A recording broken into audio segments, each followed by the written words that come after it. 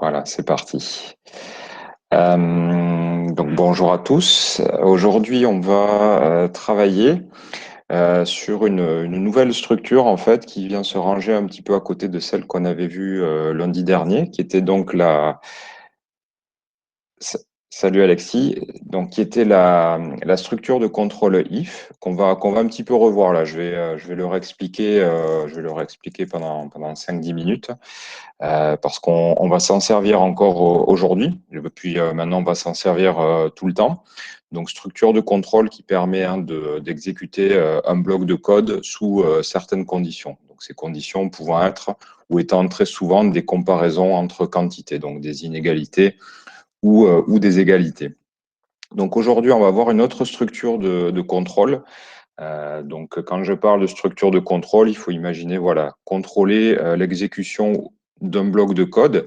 Et aujourd'hui, on va voir donc la répétition d'un bloc de code à travers la structure de boucle for. Donc là, l'idée, ça va être d'écrire un bloc de code qui est composé donc de plusieurs lignes et encadré par des accolades, et de dire bah, ce bloc-là, j'aimerais que tu l'exécutes 10 fois, 20 fois, 30 fois. Et on va avoir une sorte de numéro, on va appeler ça plutôt un index, qui va nous indiquer quel est le numéro d'exécution de cette boucle. C'est-à-dire, on va avoir le bloc de code et puis on va dire, ça c'est la première fois qu'on l'exécute, ça c'est la deuxième fois, ça c'est la troisième fois, etc., etc. Donc on aura comme ça un index ou toute autre variable d'ailleurs. C'est pas forcé que ce soit un index, et d'ailleurs j'y pense, mais les premiers exemples que je vais vous montrer, ce sera pas forcément un index. Mais en tout cas, on va avoir une variable qui va nous permettre d'indiquer combien de fois on répète cette boucle, ou en tout cas une variable qui nous indique quel va être le nombre de répétitions. Donc ça, on va voir ça au début, tout début du cours. Donc, on va faire en général ce que je fais pour que les étudiants comprennent bien, c'est on va faire un exemple d'abord un petit peu naïf où on va copier-coller du code, ou en tout cas répéter une ligne de code en changeant à chaque fois un paramètre. Et ensuite, on utilisera la structure de boucle, voilà, pour faire vraiment le parallèle entre en tout cas le fait de répéter du code, soit en le copiant-collant, ce qui est une mauvaise pratique, ou soit en utilisant une boucle. Vous verrez, c'est beaucoup plus flexible sur les écritures et surtout sur la gestion après du programme. Donc l'idée de la session aujourd'hui, ça va être donc de faire ce qu'on appelle du pavage de l'espace. On va répéter en fait un motif, ou même plusieurs motifs sur notre espace de dessin, donc sur notre canvas. Et je vais vous proposer, donc d'ici la fin de la session, on sera capable de reproduire ce type de graphisme. Donc, je vous parlerai plus en détail tout à l'heure de cet artiste qui s'appelle Vera Molnar, qui est considérée comme une des pionnières de tout ce qui est dessin génératif. Donc, je vous préciserai un petit peu, je vous montrerai quelques images de son travail. Et donc, ça, on va le reproduire en jouant donc sur les répétitions spatiales d'un motif. Donc là, vous voyez, le motif, c'est une ligne qui semble positionnée avec différentes rotations. Donc ça, on verra comment on peut gérer ça, et notamment avec un if, et là on va combiner un petit peu tout ce qu'on sait faire, donc à la fois le dessin, à la fois le choix aléatoire, donc on utilisera un random, et puis la boucle. D'accord? Donc on va y aller pas à pas sur cette session.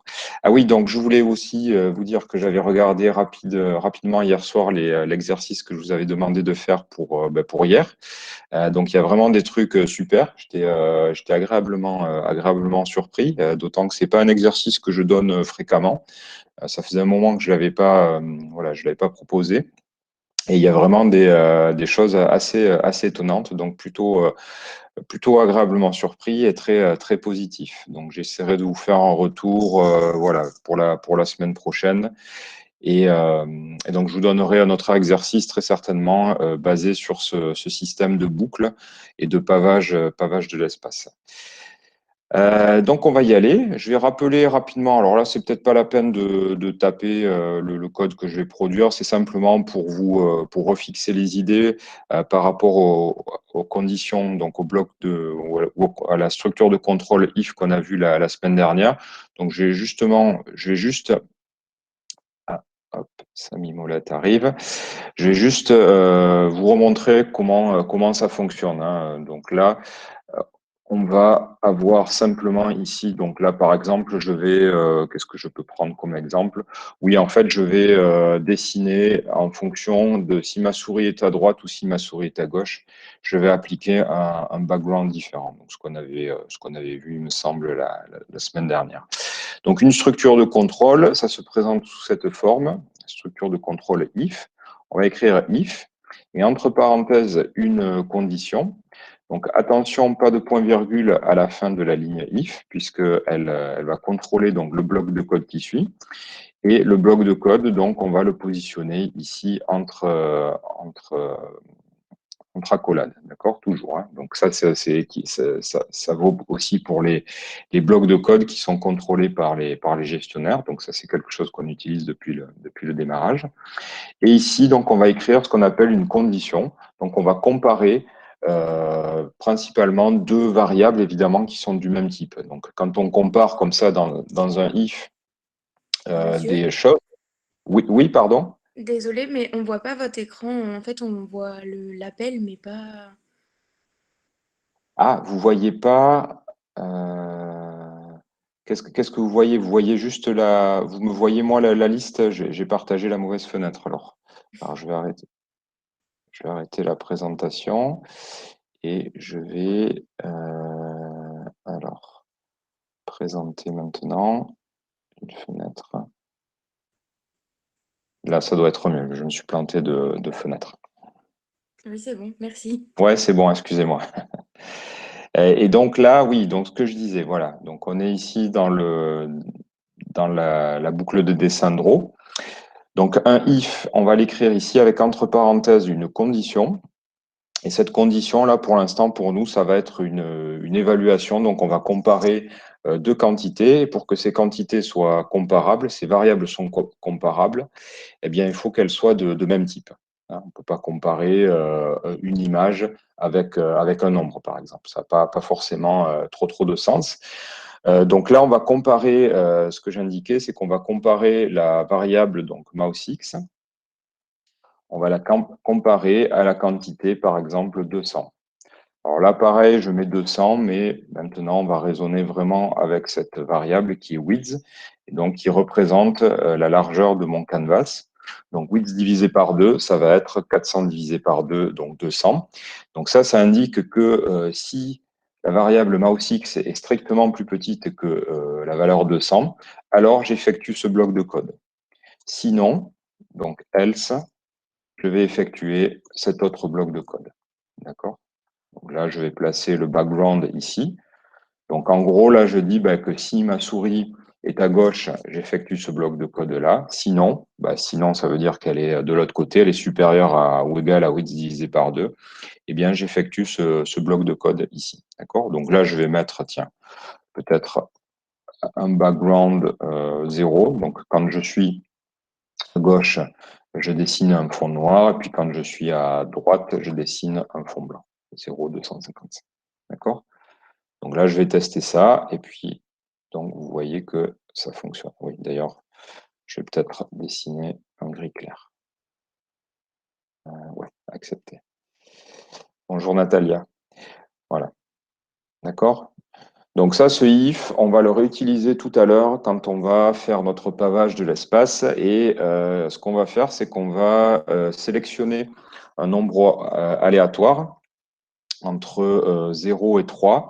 Et en fonction de ce nombre, on va écrire, si ce nombre c'est 1, je vais dessiner une diagonale comme ça. Si ce nombre c'est 2, je vais dessiner une diagonale comme ça. Si ce nombre c'est 3, je vais dessiner une verticale comme ça. Donc ça, on va le réutiliser, le réinvestir tout à l'heure.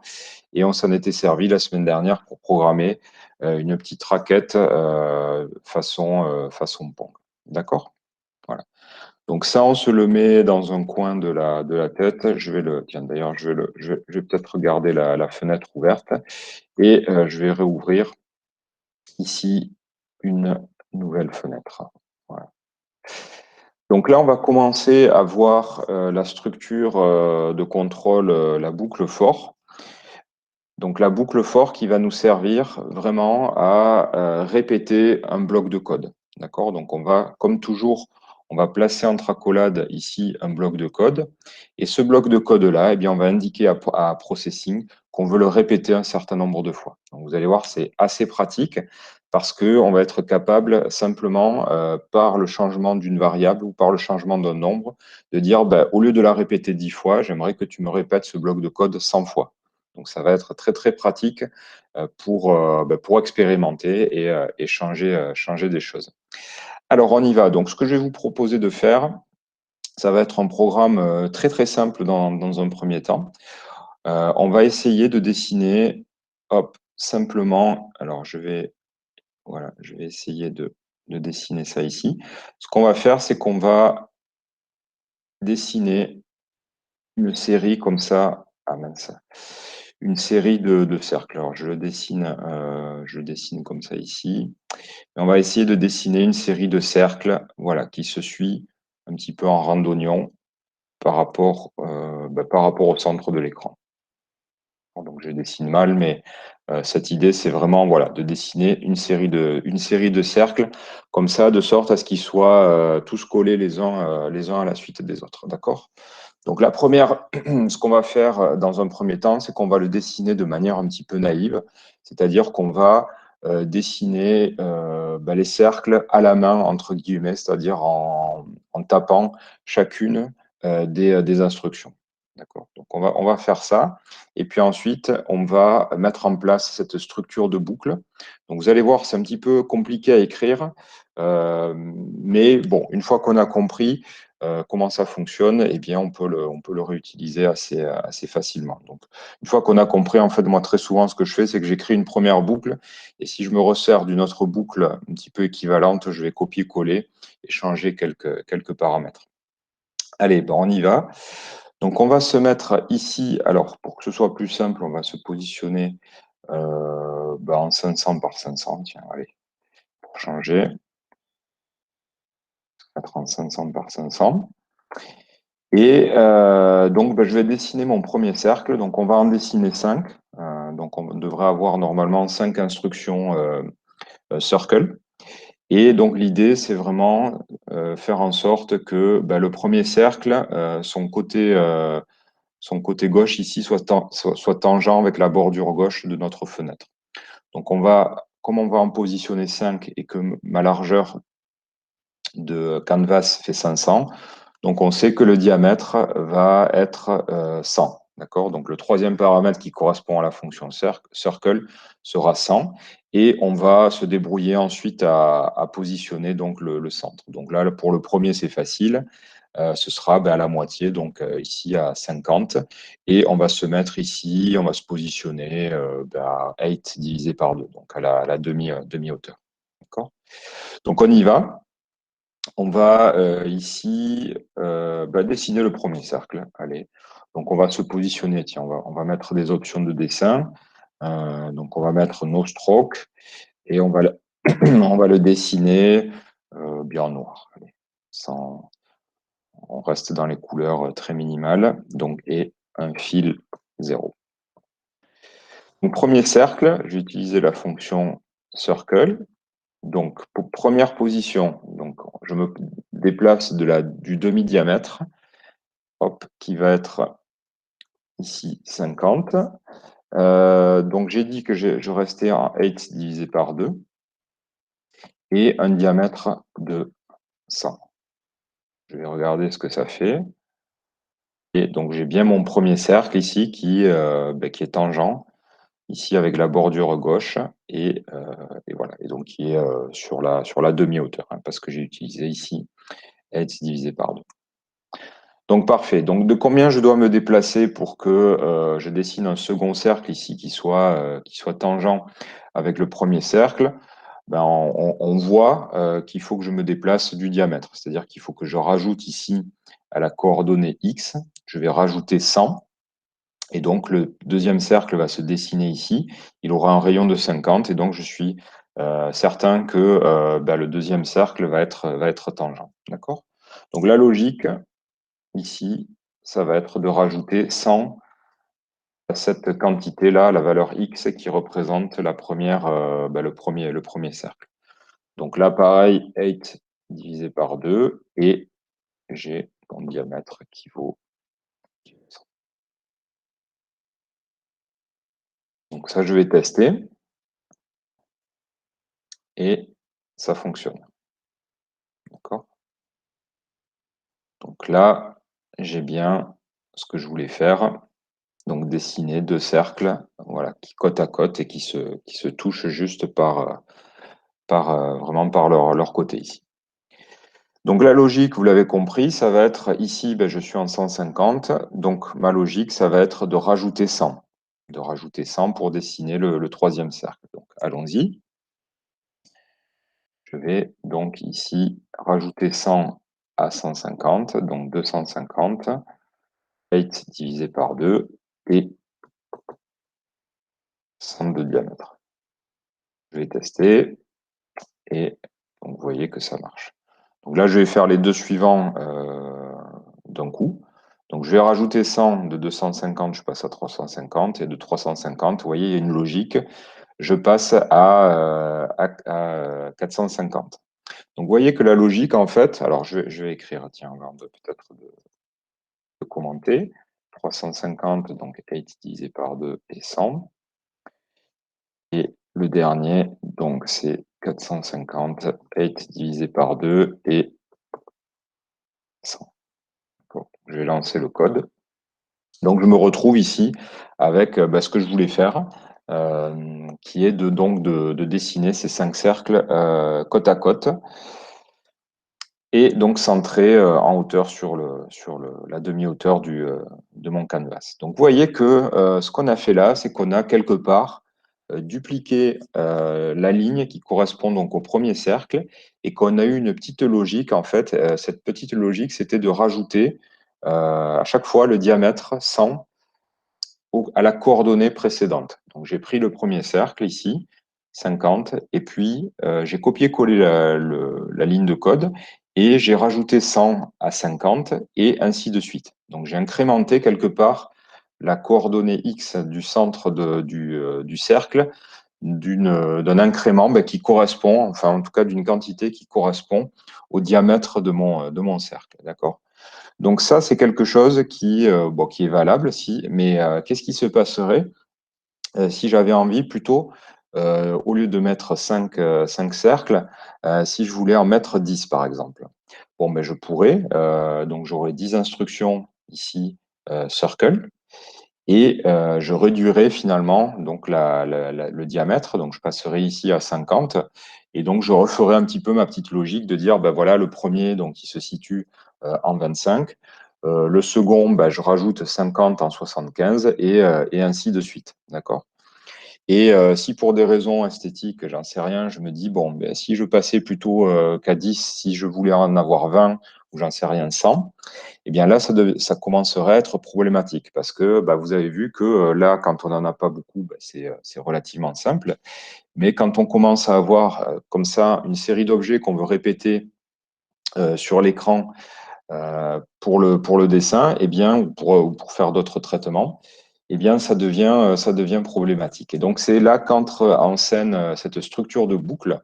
Et l'idée de la boucle, alors je vais l'écrire un petit peu comme ça en code, enfin, ce qu'on appelle du pseudo-code. Mais l'idée, c'est qu'on aimerait bien dire quelque part, répète cette instruction ici, répète cette instruction 5 fois. Donc, circle, ici, je vais la recopier ici. Circle, 50,8 divisé par 2. Et ici, on aimerait quelque part avoir une sorte de quantité, alors j'en sais rien, je vais l'appeler X, qui varie justement en fonction de cette quantité-là, d'accord, en tout cas de la boucle, enfin, ou en tout cas de l'index de la boucle dans laquelle on se trouve, hein. Donc ça va être vraiment cette structure de boucle. L'idée va être de dire, ben voilà, cette instruction-là, je l'ai répétée 5 fois, je l'ai copié-collé 5 fois. Or, ça, c'est pas une bonne pratique, puisque si je veux justement passer à 10, à 20 ou à 100 cercles, ça va être trop fastidieux parce qu'il va falloir non seulement que je copie-colle le bon nombre de fois, et qu'en plus, j'ajuste ici mes quantités de sorte à avoir ici eh bien la position qui s'incrémente, ou en tout cas qui s'ajuste de manière automatique. Donc ça, on va utiliser une boucle justement qui va nous permettre de prendre donc le bloc de code. Donc le bloc de code ici pour nous, ça va être une seule instruction pour l'instant, mais on va voir tout à l'heure que ça peut être plusieurs instructions. Et on va lui indiquer ben, combien de fois il veut le répéter, d'accord? Et on va ici ajuster donc cette quantité. Donc on va passer très certainement par une variable ou par un petit calcul qui va nous permettre d'ajuster ici notre position en fonction donc de ce qu'on appelle un index de boucle, d'accord? Donc je vais l'écrire. On va ben tiens, peut-être je vais le laisser ici. Je vais laisser la version, on va dire, entre guillemets, version naïve, et version, hop, ici, version boucle. Alors, ce que je vais faire, c'est que peut-être je vais me décaler ici. On va redessiner la même chose, mais avec la boucle, et décaler, ben on va se décaler. Tiens, ici, on va se placer en 8 divisé par 2, donc plus une quantité. Donc, on va y aller ici, ou peut-être même non. Tiens, ce qu'on va faire, c'est on va dessiner par-dessus. Donc, vous voyez qu'on voit bien l'équivalence. Alors, donc version boucle, on y va. Je vais écrire la boucle et ensuite je ferai des commentaires. Donc vous allez voir l'écriture un petit peu cryptique, ça paraît un petit peu compliqué au début. Et puis à force de, comme pour le vélo, à force de pratiquer, eh bien on s'habitue et puis on comprend les concepts qui se trament derrière. Donc je vais écrire cette boucle for. Donc une boucle for, vous allez voir sur l'écriture, en tout cas la structure un petit peu générique, c'est un petit peu comme la structure de contrôle if. Donc on va avoir le mot-clé ici for, suivi de parenthèses, et donc suivi du bloc de code qui va être contrôlé par cette boucle for. D'accord? Donc vous voyez, c'est un petit peu comme le if. On a if, une condition, un bloc de code qui est contrôlé. Ici, on a for, une écriture entre parenthèses. Donc, c'est là où on va écrire la petite logique qui nous dit répète ça un certain nombre de fois. Eh bien, ici, donc c'est le bloc de code qui est contrôlé par cette boucle for. D'accord? Donc là, à l'intérieur, je vais placer, tiens, ce que je vais faire, c'est que je vais dupliquer la commande que je veux répéter. Donc, c'est cette commande-là. Et ensuite, donc, je vais ici, alors c'est là, c'est un petit peu compliqué, donc il va falloir être attentif à la syntaxe parce qu'on va écrire donc non pas une seule expression à l'intérieur de ces parenthèses, mais on va écrire 3 expressions en fait qui vont correspondre à 3 phases de la boucle. Donc une boucle, de manière générale, on va avoir une phase d'initialisation, donc c'est-à-dire quand processing va arriver ici, va exécuter cette boucle-là. Donc, il va répéter cette instruction un certain nombre de fois. Donc, vous voyez qu'on est dans une boucle à l'intérieur de la boucle de dessin. Et donc, on va avoir une phase d'initialisation qui va nous permettre de préparer un petit peu cette boucle. On va avoir une deuxième expression en fait qui va être ce qu'on appelle la condition de sortie, c'est-à-dire à quelles conditions on va arrêter d'exécuter cette boucle, ou pardon, ça va être la condition qui correspond à la condition qui va nous permettre de continuer justement à exécuter cette boucle. Donc en gros, tant qu'une variable va être plus petite qu'une certaine quantité. Et troisième expression, vous allez voir, c'est l'expression en fait qui permet, c'est ce qu'on appelle la mise à jour de la boucle. C'est-à-dire une fois qu'on a exécuté un premier coup le bloc de code. Une fois que le bloc de code a été exécuté, il va évaluer l'expression en fait qui permet justement de mettre à jour une variable. D'accord ? Donc là, on va utiliser une variable qu'on appelle index en fait, qui va nous servir à compter combien de fois on veut passer ou on veut exécuter ce bloc de code. Donc ça, on va se servir d'une variable qui va stocker. Donc imaginez comme si on avait un petit bloc-notes et puis on note ici l'index, donc le numéro qui correspond au nombre de fois où on a exécuté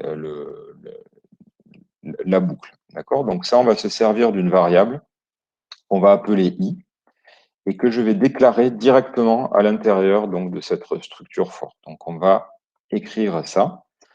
Donc ça, c'est ce qu'on appelle ici la phase d'initialisation. Phase d'initialisation, elle est exécutée qu'une seule fois. Donc là, vous allez voir, c'est comme si on mettait trois instructions côte à côte à l'intérieur de la boucle. Donc ça veut dire qu'on déclare une variable i, donc i pour index, donc je vais le marquer là, i pour index. Donc ici, on va écrire une deuxième expression, et cette expression va prendre la forme d'une comparaison. On va comparer en fait i à la quantité 5. Donc ça, qu'est-ce que ça veut dire? Ça voudra dire, tant que ma variable i est plus petite que 5, je vais continuer d'exécuter cette boucle. D'accord? Je vais continuer en fait d'exécuter toutes les instructions qui sont présentes dans ce bloc de code ici. Donc ça, c'est ce qu'on appelle la condition de sortie. C'est-à-dire que dès que i va arriver à 5, eh bien, on sortira donc de la boucle et on exécutera, ou en tout cas, on continuera d'exécuter le code qui est positionné après. D'accord? Donc, l'exécution régulière continue. Donc ici, on a un troisième bloc. Donc, attention des points-virgules ici, qui sépare les expressions. On va avoir ce qu'on appelle la phase de mise à jour, donc ce que j'indiquais quelques temps auparavant. Donc, c'est une phase ici où on va indiquer comment on met à jour notre index. D'accord ? Donc, notre index, on va écrire une écriture ou en tout cas une expression qu'on a déjà vue quand on a travaillé notamment avec les random walkers et puis la semaine dernière avec notre modèle de billes. Donc, c'est une expression qui est évaluée ainsi, c'est-à-dire qu'on va, quand on a quelque chose égale une expression, bien Processing va regarder l'expression, donc ici i plus 1. Donc, au premier passage, en fait, i va valoir 0. Et donc, i égale i plus 1. I plus 1, ça fait 1. Et on va le repositionner dans i. D'accord ? Donc, je vous avais expliqué que quand on a cette écriture-là, il y a vraiment deux opérations en une ligne. Première opération, l'opération qui est effectuée ici, donc i plus 1. Et deuxième opération, donc le égal, qui correspond non pas à une comparaison, mais plutôt à une affectation. Donc le résultat de cette opération est réaffecté dans la variable i. D'accord ? Donc ce qui fait que successivement, i, sur ce modèle-là, va prendre les valeurs 0, 1, 2, 3, 4. D'accord ? Donc on a créé comme ça une structure avec un index et i va prendre donc successivement ces valeurs. Donc il ne va jamais arriver à la valeur 5 parce que là, on lui demande en fait de sortir de la boucle dès que i est est supérieur ou égal à 5. Donc, tant que i est strictement inférieur à 5, on reste dans la boucle. Dès qu'il dépasse ou qu'il vaut 5, on sort de cette boucle. D'accord ? Donc ça, c'est une écriture ultra classique d'une boucle. Quand on veut répéter une boucle un certain nombre de fois, on écrit des choses comme ça. D'accord ? Donc là, on va se déplacer. Donc, je vous disais, on va se mettre ici par-dessus. Oui, on remarque qu'on peut se mettre par-dessus. On va ici se positionner en fil 255. Donc, on va le dessiner en blanc. Et on va exécuter ça. Voilà, on va exécuter ça déjà, rien que pour voir ce que ça produit comme effet. Donc, on va y aller. Donc, ce qui devrait se passer, c'est que normalement, je devrais avoir un cercle blanc qui se dessine 5 fois à la position 450, est divisé par 2 et donc diamètre 100. Donc on y va. Donc j'ai bien ce résultat. Donc pour l'instant, c'est pas super. Mais là, ce qu'on a, c'est que ce cercle-là va se dessiner 5 fois, donc l'un par-dessus l'autre. Visuellement, on ne voit rien. Donc ce qu'on va faire, ce qu'on avait évoqué ici, c'est qu'on va ici faire évoluer cette quantité. D'accord? Donc on va faire évoluer cette quantité, sachant que là, on est à l'intérieur de la boucle, donc on dessine 5 fois ce cercle-là. Donc, comment on va indiquer à Processing que eh bien, on veut incrémenter ici notre variable? Eh bien, ici, en fait, on va écrire une petite formule qui va en fait dépendre de l'index. D'accord? Donc, on va écrire ici cette petite formule qui prend cette forme. Alors, je vais expliquer. Donc, vous voyez que cette écriture-là, eh bien, quand i vaut 0, ça va valoir 50. D'accord? Quand i va valoir 1, eh bien, on va avoir 50 plus 1 fois 100, donc ça va valoir 150. Quand i va valoir 2, eh bien, on va être à 50 plus 2 fois 100, donc 250. Je vais retrouver ça, et ainsi de suite. Donc là, i, alors je vous le marque, i va prendre successivement, avec cette écriture, les valeurs,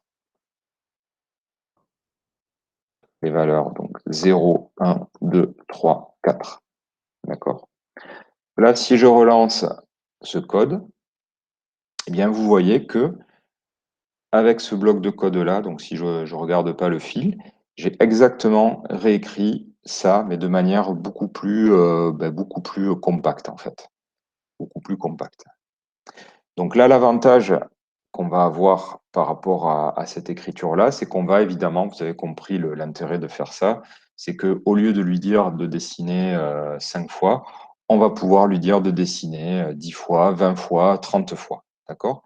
Et donc ça va être simplement ici, on va changer la valeur ici du nombre de fois finalement. Ce nombre-là va représenter le nombre maximal que cette boucle-là va être effectuée. D'accord? Donc notre index, il va aller de 0 jusqu'à cette valeur maximale moins 1 et il va répéter ce bloc de code un certain nombre de fois. D'accord? Donc ça, c'est très pratique. Alors il va falloir qu'on s'adapte un petit peu, puisque évidemment, si on dessine 20 cercles qui ont un diamètre 100, eh bien, on va vite dépasser ici les dimensions de notre canvas. Si je laisse cette formule ici, alors je peux mettre par exemple ici 20. Donc là, ça va visuellement, ça fait rien, mais en tout cas, là, il est en train de dessiner des cercles en dehors de l'écran. Donc, ce n'est pas forcément le comportement qu'on veut. Nous, on veut juste dessiner comme ça des cercles qui sont un petit peu en randonnion. Donc, il va falloir qu'on ajuste un petit peu les paramètres de notre boucle, ou en tout cas les paramètres des instructions qui sont à l'intérieur de notre boucle. Donc, pour cela, on va utiliser une variable. Et on va utiliser une variable en fait qui va contenir un paramètre qui est important pour nous dans notre boucle. Ça va être le paramètre qui correspond au diamètre. D'accord? Donc, vous voyez que ce paramètre-là, on l'utilise un petit peu partout dans cette boucle. On l'utilise évidemment ici pour le diamètre. On l'utilise, il réapparaît ici dans notre formule, donc qui permet de séquencer ici ou de trouver les positions successives.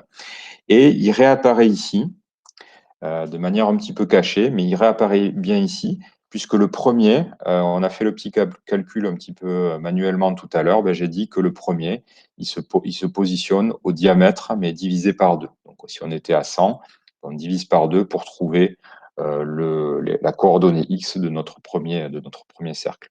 Donc si on partait sur un diamètre de 50, le premier cercle serait positionné ici en 25. Donc ici, on a le diamètre divisé par 2. Donc ça, on va se le mettre dans une variable Alors, j'allais dire une variable temporaire, mais on va le mettre plutôt ici. Tiens, on va le mettre comme on sait faire. Donc, dans une variable ici qui va être disponible donc à la fois dans le setup, dans le draw, et puis partout dans le programme, donc une variable globale, et on va l'appeler diamètre. D'accord. Et on va lui assigner bien une valeur, pardon, par défaut. Donc, hein, quand comment dire, quand on positionne des variables dans notre code alors qu'on a utilisé ici des valeurs un petit peu en dur, donc écrites explicitement, ben en général, on positionne la valeur de la variable à la valeur qu'on a écrite explicitement.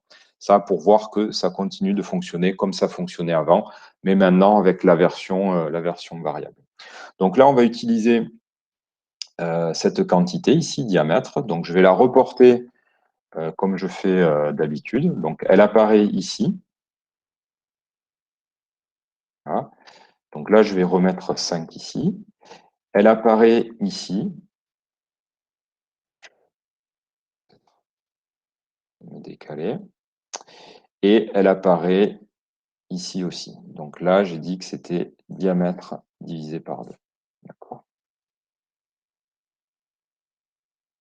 OK. Donc, super.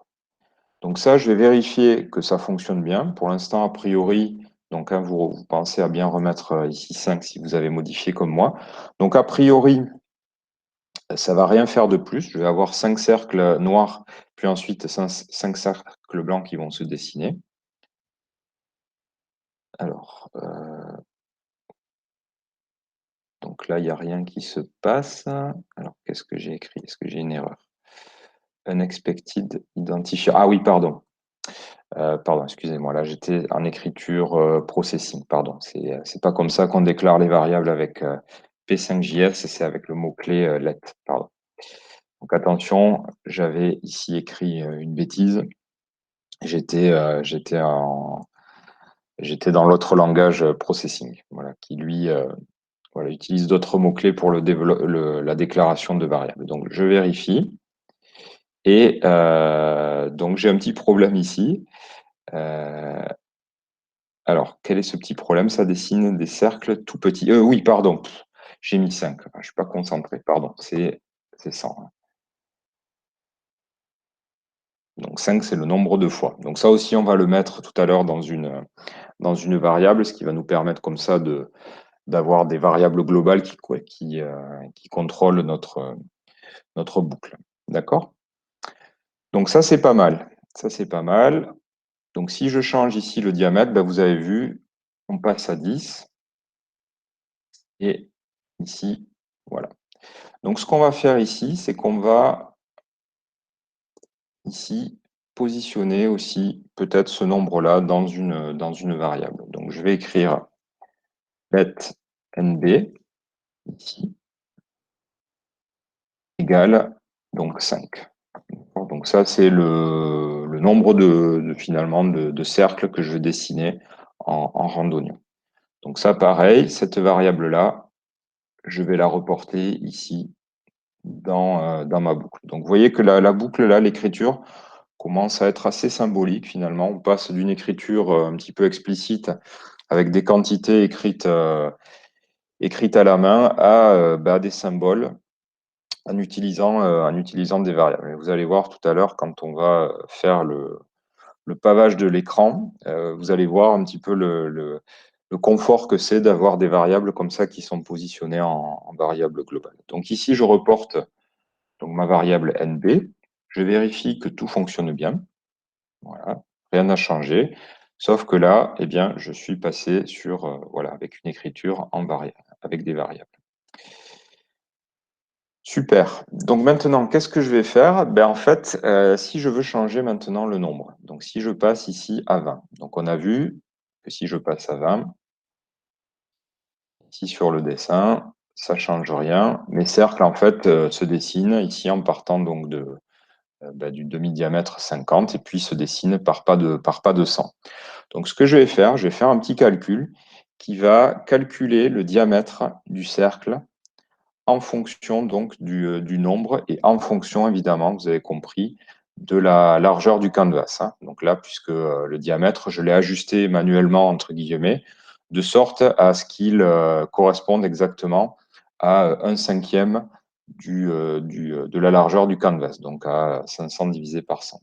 Donc là, ce que je vais faire, c'est qu'une fois que j'ai initialisé la création ou que j'ai créé mon canvas, eh bien, je vais calculer le diamètre. Je vais dire diamètre eh bien, va être donc la largeur du canvas divisé bien, par le nombre de cercles que je veux dessiner.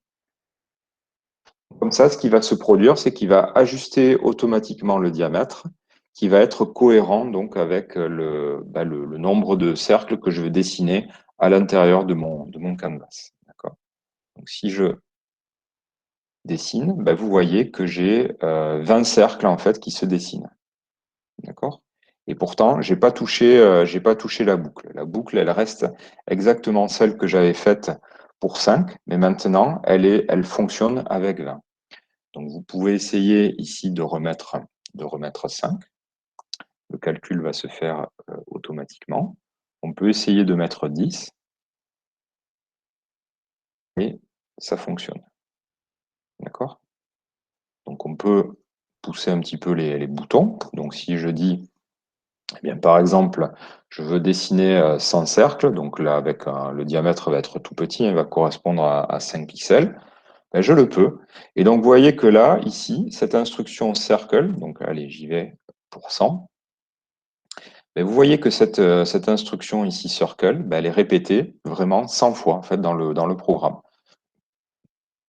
Donc, il faut imaginer ici comme si on avait comme si on avait cette instruction-là qui était dupliquée 100 fois. Sauf que Processing, en fait, il va le faire automatiquement pour vous et vous n'allez pas avoir à copier-coller le code. Hein. Donc, vous voyez que là, passer d'une version 5 à tester à 20 ou à 10 ou à 100, on n'est pas du tout dans le même type d'écriture. Donc là, il aurait fallu voilà, dupliquer, faire des calculs ici, remplacer, ultra compliqué.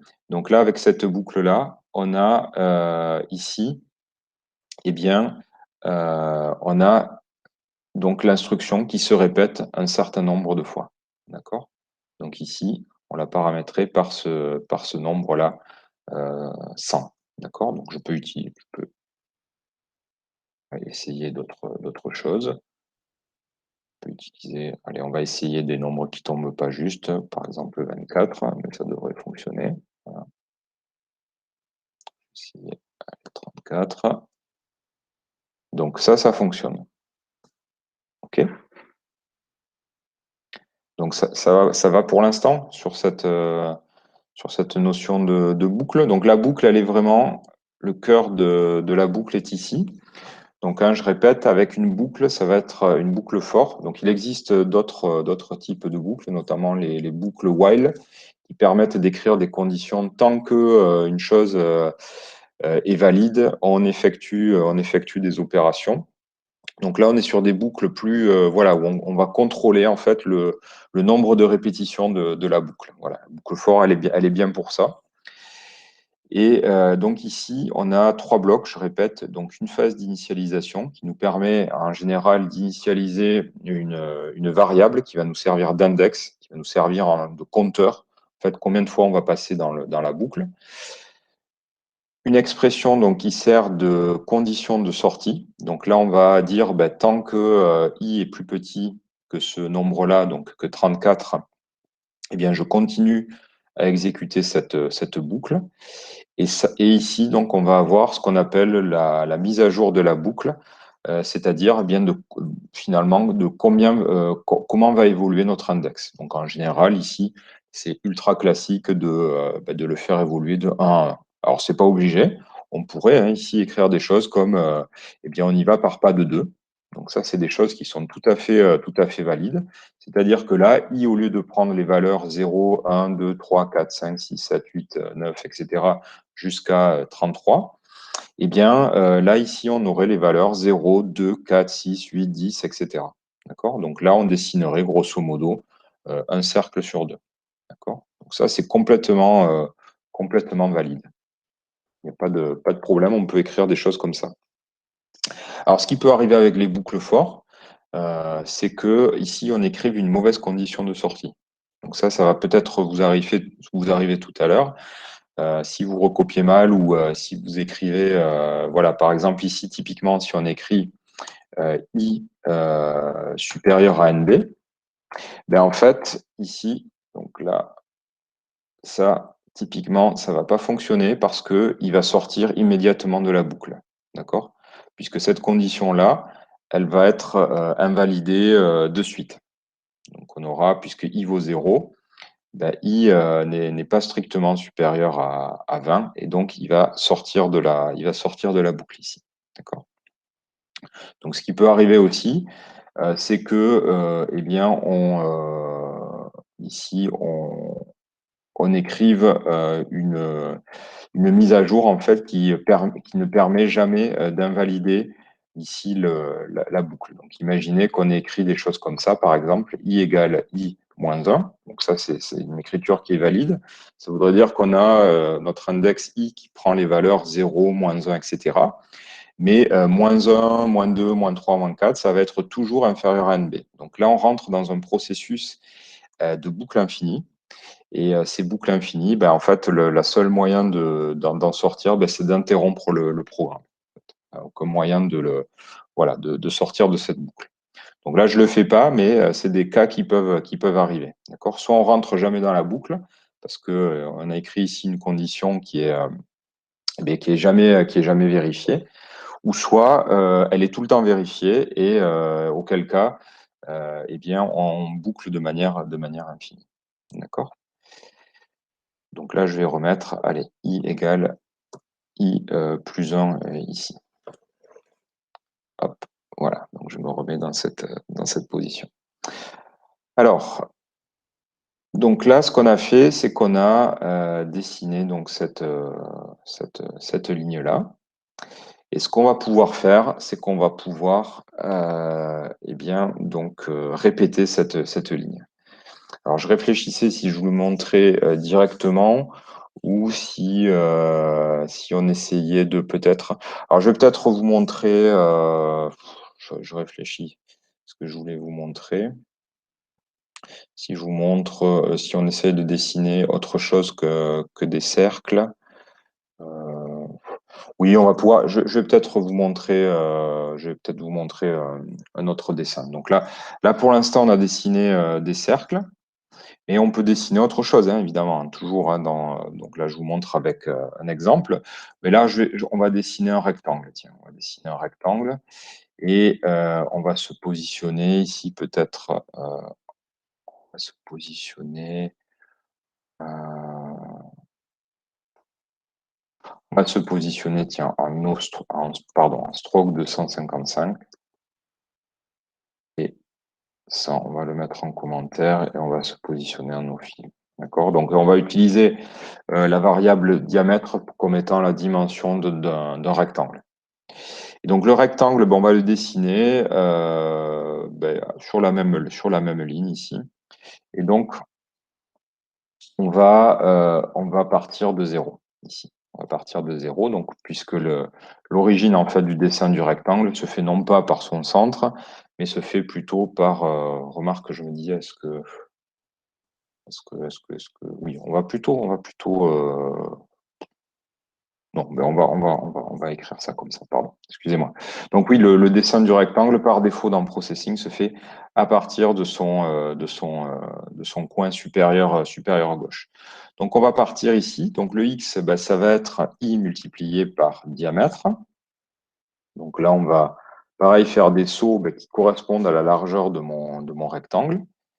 Et ici, eh bien, on va le positionner donc à 8 divisé par 2, donc toujours pareil. On est sur la demi-hauteur, donc il devrait se dessiner ici un petit peu décalé. Donc on va ajuster ça.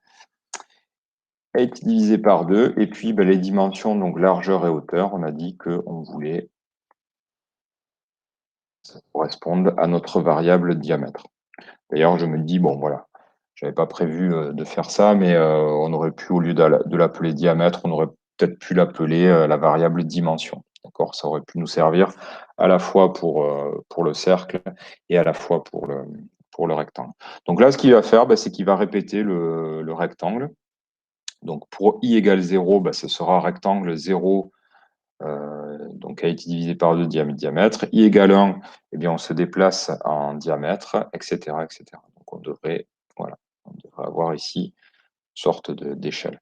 Alors vous voyez qu'elle est un petit peu décalée, puisque il dessine donc à partir d'ici. Donc si je veux me recaler, il faudrait que j'enlève ici moins diamètre divisé par 2. D'accord. Ce qui me permet de me décaler d'une demi-hauteur de rectangle. Donc, hop, voilà. Donc là, c'est simplement pour vous montrer qu'on peut positionner, ici eh bien une autre commande. D'ailleurs, on va s'en servir tout à l'heure quand on va recréer cette œuvre ici.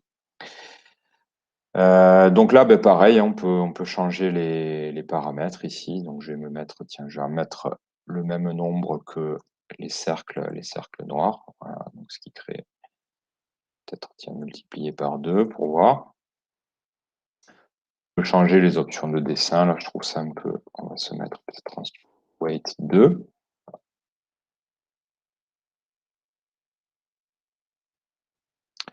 C'est pas hyper visible.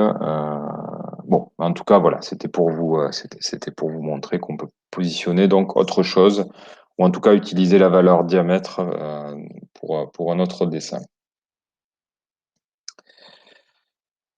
OK. Donc, ce qu'on va faire, c'est que on va changer de sketch. Mais on va réutiliser. Alors, je me demande justement si on allait changer de sketch ou si on repartait un petit peu sur le même sketch. Oui, on va peut-être changer de sketch. Celui-ci reste le sketch d'exemple pour la boucle. Donc d'ailleurs, je vais le renommer. Hop, lag 4 U6 21. Et je vais l'appeler boucle for. Je vais vous le passer dans le chat pour que vous l'ayez en référence.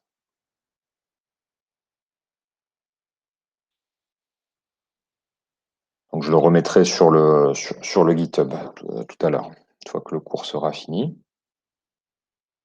Donc là, ce qu'on va faire, c'est qu'on va paver l'espace. Alors, quelle va être notre stratégie? Notre stratégie va consister à dire, finalement, ce bloc de code-là, qui est ici, nous sert à dessiner cette ligne de motif. Donc, que ce soit des rectangles ou des cercles, on a cette expression-là, ici, si je la surligne, elle nous sert à dessiner ici vraiment cette ligne de rectangle.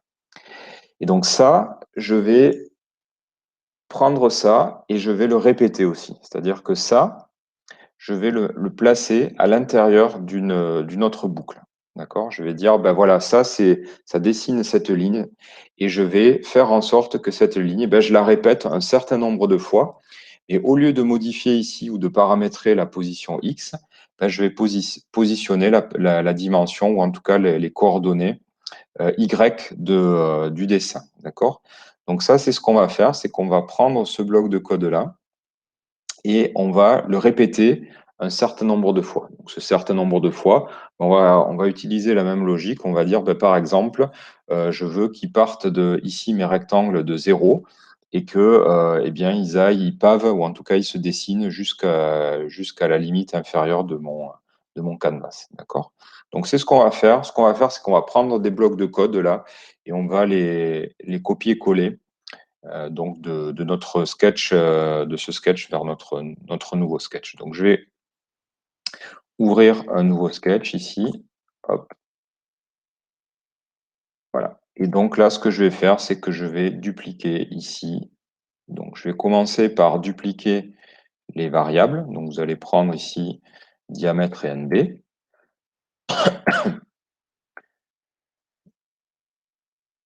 Je vais les reporter ici. Je vais reporter aussi le calcul de diamètre. Alors tiens, d'ailleurs, on va peut-être... je me demandais... Non, bon, on va le laisser en diamètre. Tiens, on va le laisser en diamètre. Donc, je reporte le calcul ici de diamètre qui s'effectue après avoir positionné le canvas. Donc, ce qui permet ici d'avoir cette variable qui existe et qui est définie. Et ce que je vais reporter ici, je vais reporter ici ce bloc de code-là. Donc, je vais prendre ma boucle for, qui est ici. J'importe ma boucle for et je la positionne ici dans la boucle de dessin. D'accord? Donc, je vais vérifier que ça fonctionne bien, mais a priori, oui. J'ai ma variable diamètre, j'ai I qui est bien défini ici, NB qui est bien défini, que j'utilise ici pour calculer le diamètre. Donc, tout ça, ça devrait fonctionner. Mon import de code devrait être bon. D'accord? Hop, ça fonctionne bien. Impeccable. Donc là, plutôt que me positionner en 8 divisé par 2 moins diamètre divisé par 2 ici, hein, pour centrer le rectangle par rapport au centre du canvas, la modification que je vais faire, c'est que je vais me positionner ici en 0. D'accord? Hop, voilà. Donc là, l'idée que j'ai, ça va être vraiment de dessiner une sorte de grille, en fait, qui va nous servir de pavage pour ou en tout cas de canvas pour réaliser donc cette œuvre ici. D'accord? Donc là, je vais peut-être enlever le dessin du cercle. Voilà, je vais rester ici avec mon rectangle. Donc vous voyez que l'écriture reste assez simplifiée. Donc peut-être, tiens, pour être vraiment correct, je vais peut-être changer le nom de la variable. Plutôt que de l'appeler diamètre, on va l'appeler comment? On va l'appeler, j'en sais rien.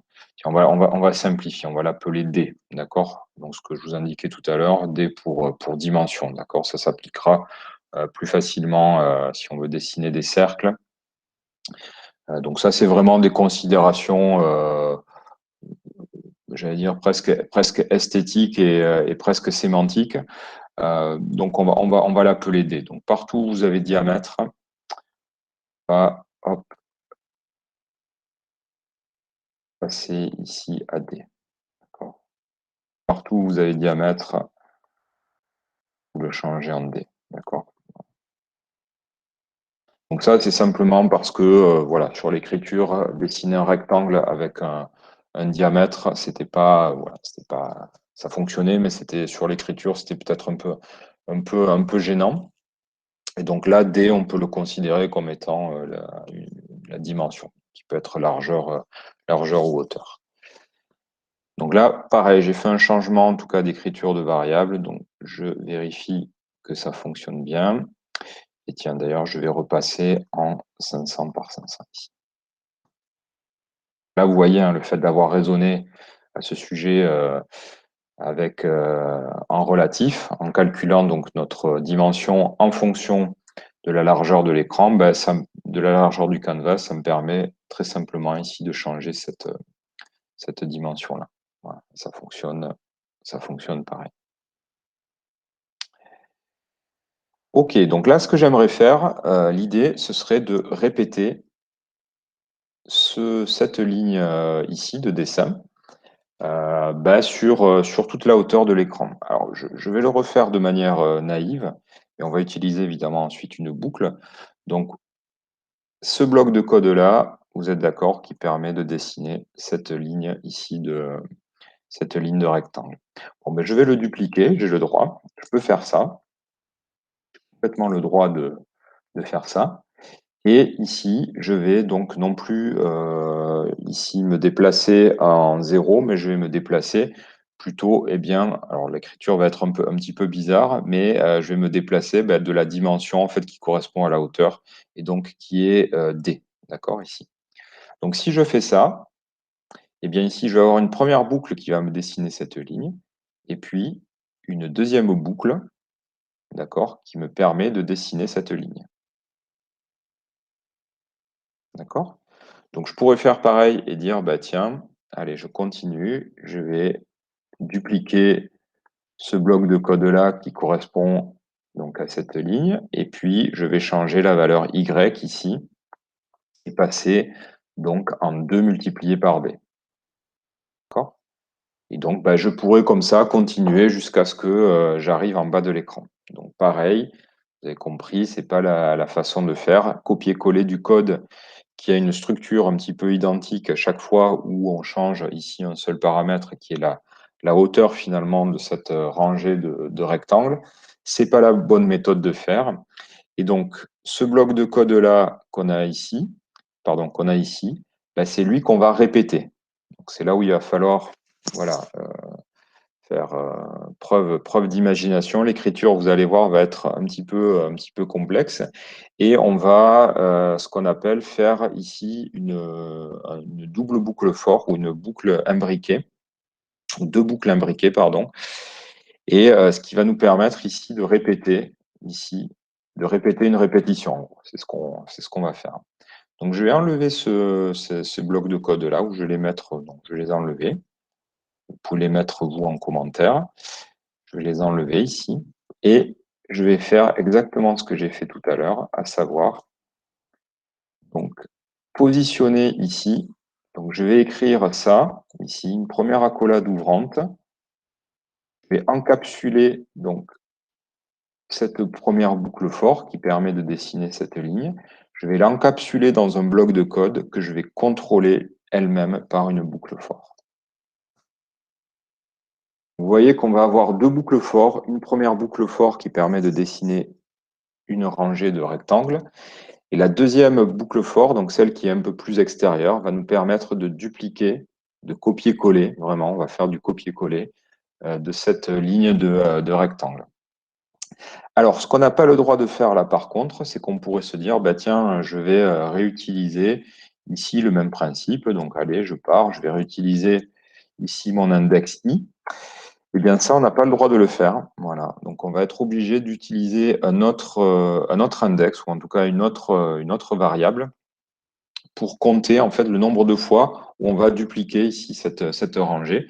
Donc, ça, simplement parce que eh bien, si on déclare deux fois la variable i, eh bien, il va se mélanger les pinceaux. D'accord, il va plus savoir en fait de quelle variable i on parle. Hein. Donc, vous vous souvenez que dans un programme, on ne peut pas déclarer deux variables qui portent le même nom. Ça, c'est pas possible, puisque le nom de variable doit être unique. Donc là, plutôt que d'utiliser i, et c'est une convention, on va utiliser donc la lettre qui suit i, qui est j. Donc là, on va avoir pour j, donc j inférieur ici, eh bien, à nb, on va avoir j égale j plus 1. Donc, vous voyez sur l'écriture, exactement la même forme. Donc, on va parcourir ici cette boucle-là, enfin, en tout cas ce bloc de code-là, avec une variable j qui va varier donc de 0 jusqu'à nb-1. D'accord? Donc, si nb vaut 10, bah, j vaudra 0, 1, 2, 3 jusqu'à la valeur 9. D'accord? Et donc, on va mettre à profit cette variable-là, eh bien, pour faire ce qu'on a fait tout à l'heure, ce qu'on a écrit un petit peu de manière naïve. Vous avez vu que je me déplaçais. Ben, ma première rangée étant 0, ma deuxième rangée étant à l'ordonnée d, la troisième rangée à l'ordonnée d multiplié par d, 2 multiplié par d, et donc on va avoir 3 fois d, 4 fois d, 5 fois d, etc. Donc là, je vais remplacer ici cette variable, en tout cas cette écriture, par l'écriture j multiplié par d. Donc, le fait d'écrire ça va d'un coup nous remplir notre espace. D'accord? Donc là, j'ai dessiné, avec une seule instruction recte que j'ai écrite ici, j'ai dessiné 10 fois 10 rectangles. Donc j'ai dessiné 100 rectangles d'un coup. D'accord? Donc sur le process, hein, je répète, on a pris notre première boucle for, donc qui nous permettait comme ça de dessiner une rangée de rectangles, une rangée de motifs. J'ai pris ça, je l'ai encapsulé dans un bloc de code en écrivant ici autour les deux accolades. Et ça, je le contrôle maintenant par une autre boucle for. Donc, cette boucle for qui va nous dire, eh bien, répète ce bloc que je contrôle, répète-le un certain nombre de fois. Donc là, vous avez une petite remarque, hein, donc on a le même nombre de colonnes que de lignes. Donc ça, c'est voulu pour simplifier, hein. Donc on pourrait généraliser en ayant une variable qui nous paramètre ici le nombre de colonnes et le nombre de lignes qu'on veut dessiner. Bon, là, pour simplifier, mais c'est un cas particulier, on a le même nombre de colonnes et le même nombre de lignes. D'accord. Parce que, voilà, parce qu'on on l'a décidé ainsi dans notre code. OK. Donc ben là, ben, pareil, on peut utiliser des fonctionnalités de dessin, une fois qu'on a ce système de pavage, un petit peu ce système graphique. Donc ce qu'on va faire, c'est que ben, on peut, voilà, par exemple, essayer de dessiner ici. Donc on peut se mettre en no fill déjà. Donc, pas de couleur de remplissage. Donc, on va voir ce que ça donne. Voilà. Donc j'ai juste finalement les contours qui se dessinent.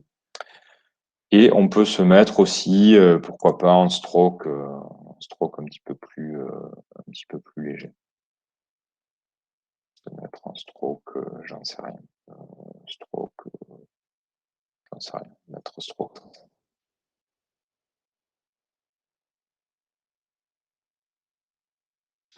Donc ça, cette structure-là va nous servir de canevas pour dessiner ça, en fait. Donc ça, c'est la structure ici qui va nous servir vraiment de support pour venir dessiner des motifs un peu plus, on va dire, un peu plus complexes à l'intérieur de cette cellule. D'accord? Donc là, pareil, hein, vous pouvez faire des essais. Si par exemple, elle me prend l'envie de mettre que 2 cellules, vous allez voir que votre écran se divise en 4. Donc, vous voyez, ça marche dans les cas avec NB très petit, et même on peut aller dans le cas extrême NB égale 1. D'accord? Donc ça continue de fonctionner. Ici, vous allez, alors on ne le voit pas, mais en fait, il dessine qu'un seul rectangle. D'accord? Donc ça fonctionne. Ça fonctionne même si on met NB égale 0. Donc NB égale 0, votre programme va continuer de tourner. Mais pourquoi? Parce que si NB vaut 0, ici, cette condition-là va être invalidée de suite. D'accord? Puisque 0 n'est pas strictement inférieur à 0, alors c'est bizarre. Et donc, il va sortir de suite de la boucle et ne rien faire. En tout cas, notre système fonctionne quelle que soit la valeur NB positive, hein, puisque voilà, on part du principe que notre nombre va être positif. Et donc pareil, on peut aller un petit peu à l'extrême. Donc si je passe à 20, on va passer à 50, ça fonctionne. D'accord? Donc vous voyez que on a rendu finalement ici, on a un système graphique qui est ultra flexible et qui nous permet de paramétrer comme ça un certain nombre de cellules. Donc là, l'air de rien, il dessine 2500 rectangles. Donc 50 x 50. Donc je vais me remettre dans des valeurs un petit peu plus raisonnables entre guillemets. Donc on va dire 10 par exemple. Je pense que, tiens, même peut-être je vais mettre 5, puisqu'on va faire voilà, on va dessiner à l'intérieur. OK?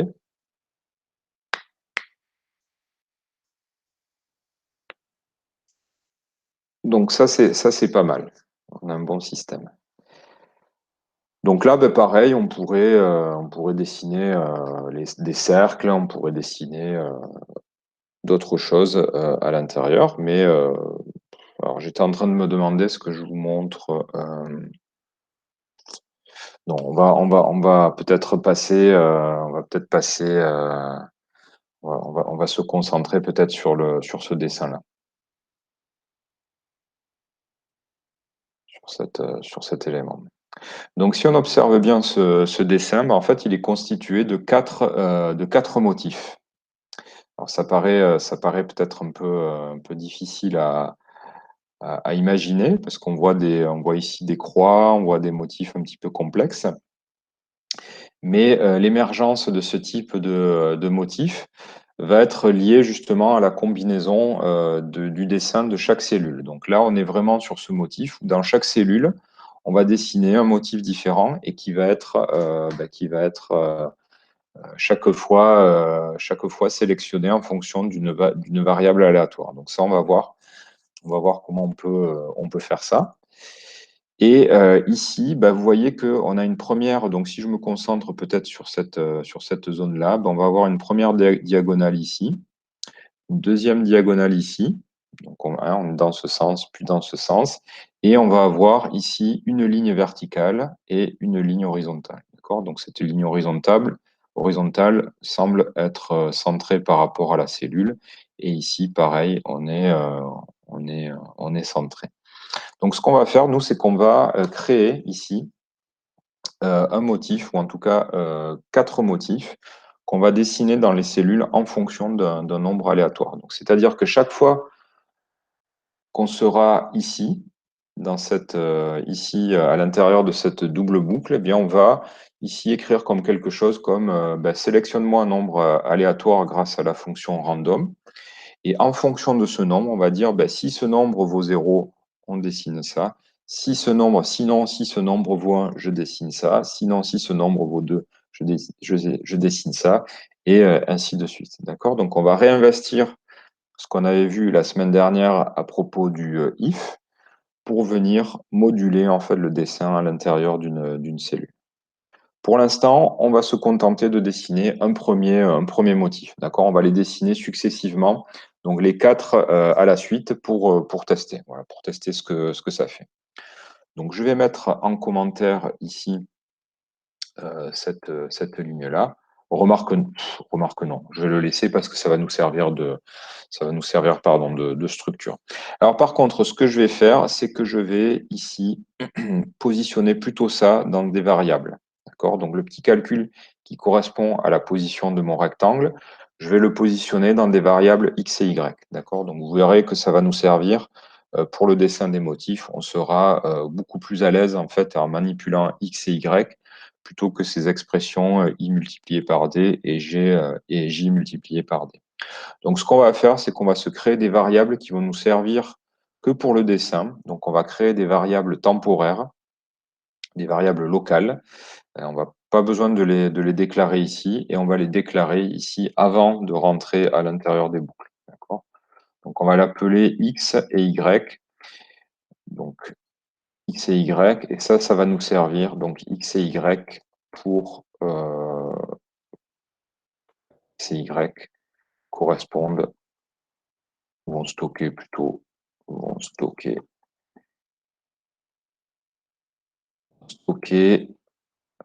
la position de la cellule.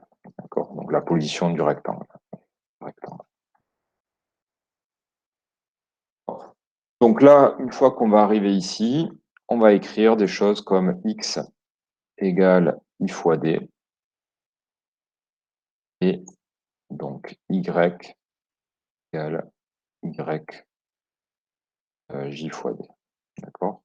Et donc là, pareil, je vais remplacer cette valeur-là par, par x et ici par y. D'accord? Voilà. Donc ça, c'est simplement, vous allez voir, pour du confort d'écriture et aussi, enfin, du confort d'écriture et aussi pour du calcul, c'est-à-dire qu'on on va pas recalculer à chaque fois i fois d et j fois d, donc qui correspondent à la position de notre cellule ici, pour faire des dessins. Donc on y va, je regarde, voilà. Donc chaque fois que j'utilise des variables ici qui viennent remplacer des expressions, eh bien je teste si ça fonctionne comme avant entre guillemets. Donc là, ça fonctionne. Ok, donc on va s'attaquer au dessin de motifs. Alors, on va commencer par lequel? J'en sais rien. On va regarder ici. Peut-être qu'on va commencer par cette diagonale-là, ici. Donc, cette diagonale-là, alors je vais me positionner ici. Hop, non, c'est pas ça que je vais faire. Voilà. Donc, je vais me positionner, je vais faire un petit dessin. Alors, est-ce que je peux dessiner? Oui, un rectangle. Donc là, je me positionne comme si j'étais à l'intérieur de mon rectangle, hein. Donc comme si j'étais, on va considérer le cas un petit peu général. Je me positionne ici à l'intérieur donc du point de vue d'une cellule que je suis en train de dessiner. Donc elle va avoir pour position XY ici. D'accord? Donc ici, je vais être voilà, en X. Ce point-là va avoir pour coordonnées X, Y. D'accord? Et donc, mon objectif va être de dessiner ici cette première diagonale. Donc, je vais changer de couleur et tiens, je vais dessiner en noir. Donc, l'idée, c'est de partir de ce point et de tracer une ligne qui rejoint ce point-là. D'accord? Donc là, je sais que je suis un XY et je sais aussi que la dimension en fait de mon rectangle, eh ben, ça vaut D. D'accord? Donc ça, c'est nous qui l'avons décidé. Donc là, on a la largeur, c'est la variable D, et la hauteur, c'est la variable D. Donc ici, ce point-là, eh bien, il va être positionné en X plus donc, ma variable, plus ma dimension D, et je vais être en Y plus D. D'accord? Donc n'hésitez pas, hein, si vous voulez si vous pensez que ça va trop vite, ou si vous voulez que je réexplique des choses, n'hésitez pas toujours à m'interrompre. Donc ce point-là, tiens, on va tous les faire, les points. Donc ce point-là, il va avoir comme coordonnées x plus d. Donc à penser que d, ça vaut par exemple 50. Et ici, je vais être en y. D'accord? Donc je n'ai pas changé de hauteur. Et pareil, ce point-là, donc je vais être en x tout court. Donc je suis sur le même x. Par contre, je me suis déplacé en y plus d. D'accord? Donc ça va nous servir à dessiner un petit peu tous les motifs qui apparaissent donc, sur l'œuvre de Vera Molnar. Ok, donc j'ai cette première ligne-là ici, donc qui part de la position x, y, et qui rejoint x plus d et y plus d. Donc c'est ce que je vais dessiner. On va dessiner ce premier motif ici, à l'intérieur donc de notre double boucle. Donc on va le dessiner après le rectangle ici, et on va dire line, donc j'ai dit XY, le premier point. Donc vous vous souvenez, line, hein, vous avez dû l'utiliser pour l'exercice. Une commande donc avec les deux premiers paramètres qui sont les coordonnées XY du premier point, et les troisième et quatrième paramètres qui correspondent aux donc, coordonnées du second point, de l'extrémité du segment.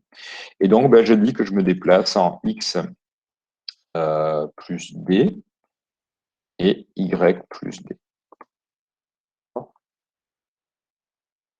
Donc, je vais tester ça, et puis dans chaque cellule, je devrais à chaque fois dessiner des diagonales. En fait. Donc on devrait avoir, d'accord, ici, cette diagonale.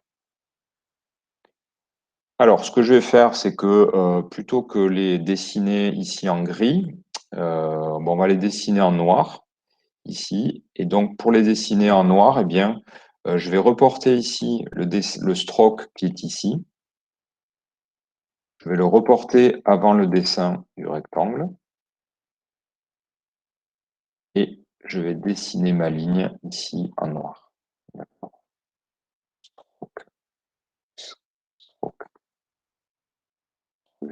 Alors, pourquoi on fait ça? Pourquoi le stroke, là, je l'avais mis ici avant la double boucle for?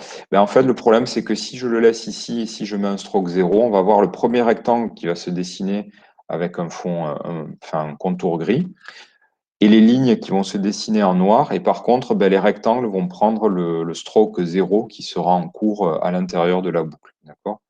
Donc là, voilà. Donc là, je suis dans cette configuration où le stroke s'applique directement au rectangle et le stroke 0 s'applique ensuite à l'aile. Bon, ça, c'est pas mal. Donc, on va dessiner la deuxième ligne. Donc, je vais peut-être, tiens, on va mettre celle-ci en commentaire. Et je reviens dans Autodraw. Donc, deuxième ligne, tiens, donc je vais les numéroter. Donc, je vais les numéroter avec un index qui va de 0 jusqu'à 3. Donc, ça, on va dire que c'est notre motif ici. Hop, je vais dessiner en noir. Donc ça, c'est notre motif 0. D'accord? Donc ça, c'est le motif 0. Je vais dessiner, on va dessiner la seconde diagonale. Donc la seconde diagonale, ben, elle va partir ici de x plus dy, et puis elle va rejoindre x et la coordonnée y plus d. Donc ça, je vais appeler ça notre motif 1. Donc ça, vous allez voir, ça va nous servir dans quelques instants. Donc j'ai dit, je pars de x plus dy et je rejoins donc x, y plus d. OK, donc allons-y. Donc je vais faire line donc, de x plus dy et je rejoins donc x, virgule, y plus d. Là, je devrais avoir la diagonale, mais voilà, dans le sens opposé. Donc on y va. Ça fonctionne. D'ailleurs, tiens, on pourrait se... Bon, on le fera après. On pourra épaissir les lignes pour se rapprocher vraiment du dessin de Vera Molnar. Ok, donc ça c'est... Je vais l'appeler, tiens, je vais le mettre en commentaire en bout de ligne ici, motif 0 et motif numéro 1. Ok. Donc on continue, on va dessiner. Alors évidemment, on pourrait dessiner, hein, vous pouvez dessiner les deux en même temps, donc vous allez avoir des croix qui se dessinent. Donc on continue, on va maintenant dessiner ici. Alors je vais le positionner en vert. On va dessiner la ligne verticale. Donc la ligne verticale, ici, hop, elle va passer comme ça. Donc, quelles vont être les coordonnées de ce point-là? Ben, ça va être donc x plus d divisé par 2. D'accord? Donc, je suis à la demi-largeur. Ah, j'écris vraiment mal. D divisé par 2. Et je suis en y. D'accord? Et ici, ben, je ne vais pas bouger. Je vais être en x plus donc d divisé par 2. Et par contre, eh bien, j'ai sauté d'une hauteur, donc je vais être en y plus d. D'accord? Donc ça, on va dessiner cette ligne verticale donc, qui correspond à cette ligne ici. Donc on y va. Je vais la dessiner. Donc j'ai dit x plus d divisé par 2, y, et donc je reste sur le même x, donc x plus d divisé par 2. Par contre, je rajoute la quantité d, donc la dimension de ma cellule, à la variable donc y. Donc là, je devrais avoir voilà, mes lignes horizontales, mes lignes verticales qui se dessinent. Parfait, on est presque au bout. Donc ça, je vais l'appeler le motif numéro 2. Donc je vous laisse ici. Et je vais revenir donc sur ici le petit dessin. Donc ça, je l'appelle le motif numéro 2. Et dernier motif qu'on va dessiner, je vais le dessiner en violet. C'est donc la ligne qui part ici et qui rejoint donc l'extrémité, en tout cas le côté opposé de notre rectangle. Donc là, je suis en quelles coordonnées? Ben, je vais être en x. Donc vous voyez, c'est un petit peu symétrique, plus d divisé par 2. Ici. Et là, je rejoins x plus d. Et donc, je reste en y plus d divisé par 2. Je n'ai pas bougé de hauteur, donc c'est la même qu'au départ. OK? Allez, je reviens dans mon éditeur. Et donc, je mets en commentaire ça. Donc, ça, c'est mon motif numéro 3. Je reviens dans l'éditeur, ici. Et je vais dessiner donc la ligne qui part, j'ai dit donc, de x. Ici, donc x. Par contre, je suis en y divisé par 2. Donc ça, c'est les coordonnées du premier point. Et ensuite, je vais donc en x plus d. donc de l'autre côté, et j'ai pas bougé de hauteur, donc je suis toujours en y divisé par 2. Donc là, je devrais avoir ma ligne, voilà, horizontale qui se dessine. Alors on peut, voilà, juste pour voir, on peut, donc ça c'est, pardon, c'est le motif 3.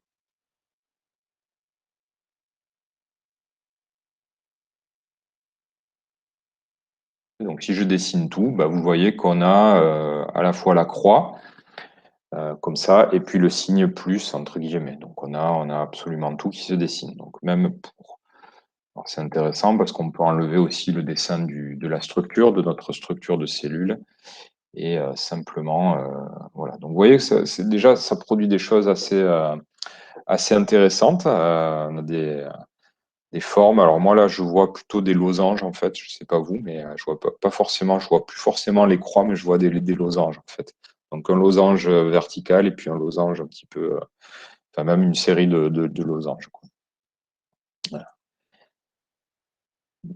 Donc ok, donc c'est ces motifs-là qu'on va paramétrer par un if en disant ben voilà, si j'ai tiré au hasard une valeur ben, qui vaut 0, je vais dessiner cette ligne. Si j'ai tiré le nombre au hasard qui vaut 1, eh bien je dessine cette ligne, et ainsi de suite. D'accord?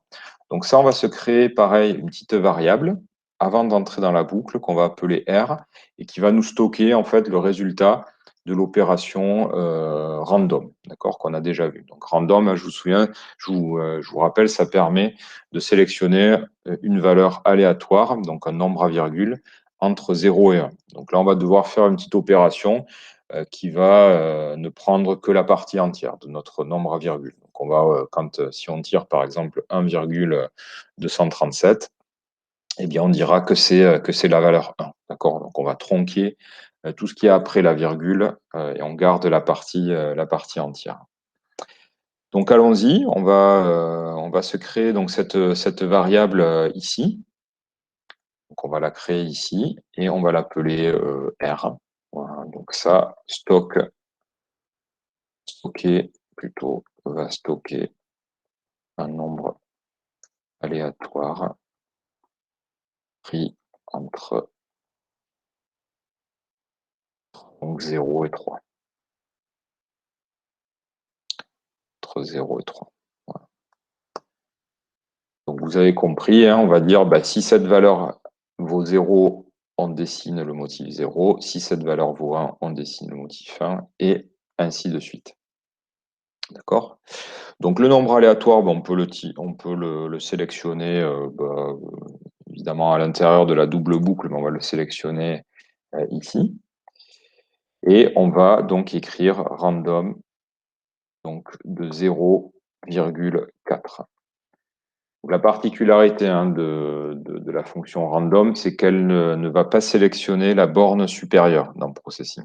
Donc quand vous écrivez random 0,4, eh bien on va avoir des nombres qui sont compris entre 0 et 3,99, on va dire. D'accord? Donc on n'aura jamais 4. Donc ça, c'est un nombre à virgule, et il faut qu'on le transforme en nombre entier. Donc il y a une petite fonction en fait qui s'appelle, dans Processing, qui s'appelle int. D'accord? Donc int de par exemple 2,79, ben, ça va être 2. D'accord? Voilà. Donc ça, c'est pratique. C'est cette fonction int. Donc voilà, on prend le résultat de cette fonction random 0,4 et on tronque donc la partie qui se situe après la virgule. Ok, bon, ben maintenant on a une valeur ici. Donc cette valeur, il faut bien voir qu'elle est calculée à chaque fois qu'il va dessiner ici une cellule de notre grille. Donc à chaque fois que je dessine un rectangle, je sélectionne un nombre aléatoire que je positionne dans la variable R, et on va examiner ce nombre R, et en fonction de ce nombre R, eh bien, on va dessiner donc quatre motifs différents. Donc on y va. Alors je vais mettre un petit peu plus de place ici. Voilà. Donc on y va. Ben on va dire ça. Alors je vais peut-être écrire ici le premier if. Donc on va dire si R. Alors attention ici, Hein, on est sur de la comparaison, on n'est pas sur une affectation. Donc, on va avoir le double signe égal qui va comparer donc R à la valeur que je vais placer à droite. Donc, si R vaut 0, eh bien, je vais reporter ici. Donc, je contrôle le bloc de code qui est composé d'une seule ligne de code, donc qui correspond au dessin de mon motif 0. OK. Sinon, si R vaut 1,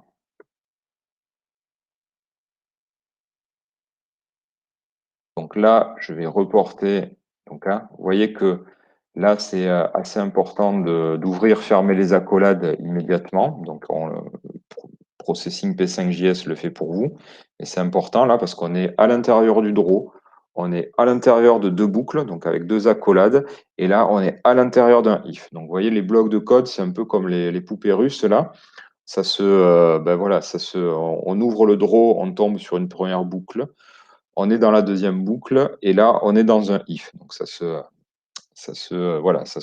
connecte bien. Donc, je vais écrire pareil. Donc, else if R égale 2. J'ouvre, je mets les accolades. Je vais reporter ici cette ligne. Et je termine donc par le bloc pour R égale 3.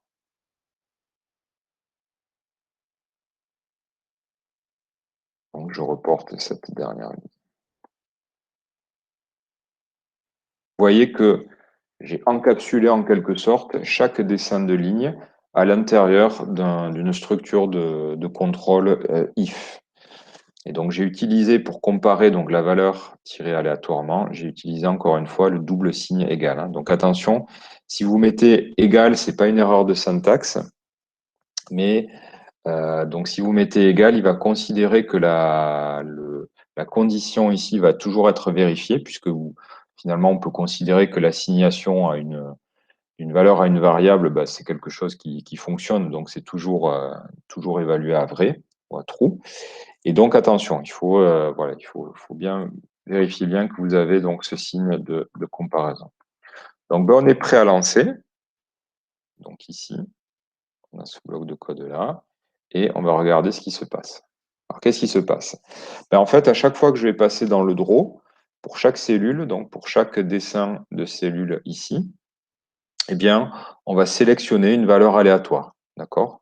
Et donc là, par exemple, si je me concentre sur cette cellule ici en haut à gauche, ben à chaque fois qu'on va la dessiner, elle va se dessiner avec un motif différent, puisque le nombre sélectionné R sera différent. Donc, comment on peut pallier à ça? Ben, en fait, on va pallier à ça par le fait qu'on va pouvoir ne faire qu'un seul dessin. D'accord? On va indiquer à Processing et bien que on veut faire un seul dessin du draw. Donc, en gros, passer une seule fois dans le draw. Donc, ça, c'est un mode un petit peu particulier de processing, mais c'est une instruction, en fait, qui va permettre... Alors, oui, on pourrait aussi, si vous voulez le voir évoluer plus lentement. Donc, je pense que c'est une fonction que je vous avais montrée, qui s'appelle framerate. Je ne sais plus si je vous l'avais montré, cette fonction, en réalité. Bon, je vais vous la montrer quand même. Parce qu'elle existe, mais on s'en sert pas énormément en réalité, même quasi jamais. C'est une fonction qui s'appelle framerate et vous lui passez un seul paramètre, donc attention avec un R majuscule, et ça, elle va contrôler en fait le nombre de fois par seconde que vous allez appeler la fonction draw. Donc là, ça veut dire en gros, ben, tu appelles draw une fois par seconde. D'accord? Donc là, voilà.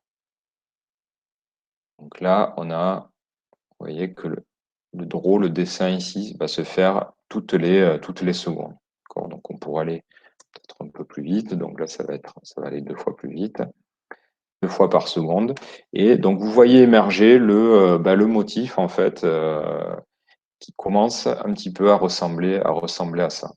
Donc là, vous voyez que le fait d'avoir ici des variables, ça nous permet ici d'être assez à l'aise, de dire, tiens, je vais me positionner par exemple avec 10 cellules, 10 fois 10 cellules.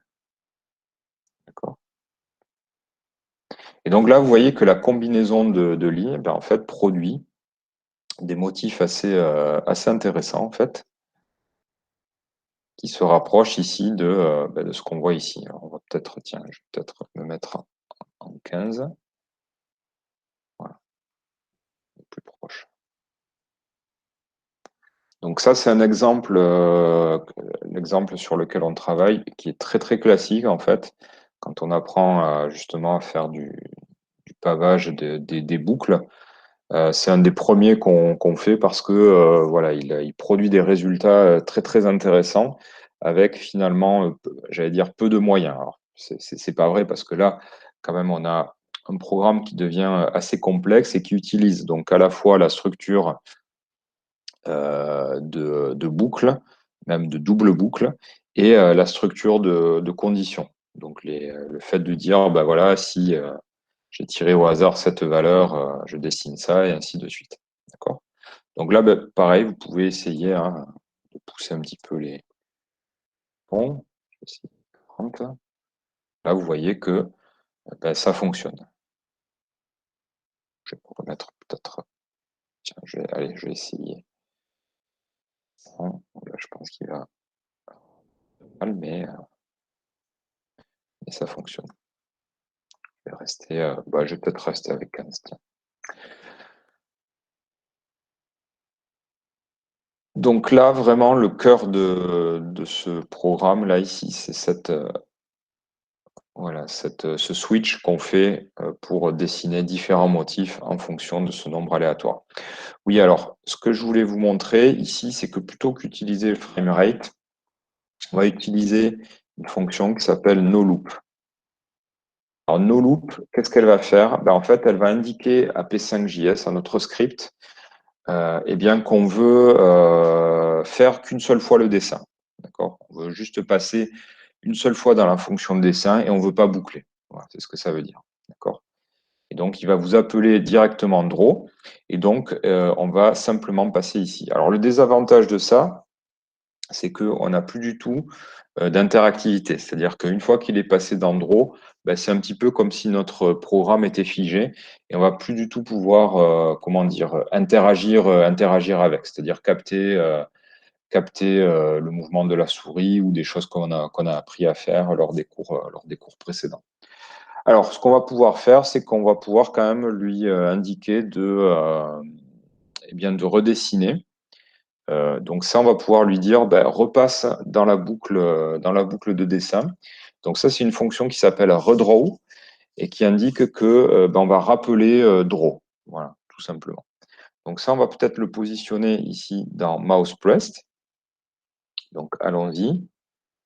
Fonction mouse press. Donc on implémente le gestionnaire de clic ici et on va ici, donc de nouvelles fonctions, on va appeler la fonction redraw. D'accord. Donc ça, qu'est-ce que ça veut dire? Ça veut dire rappelle la fonction draw. Donc il va la rappeler, sélectionner pour chaque cellule des valeurs aléatoires. Et donc on devrait, à chaque clic de la souris, générer donc ici des grilles différentes. Donc là, même on pourrait, pourquoi pas, sauvegarder ce dessin, donc par le biais de la fonction save. D'accord.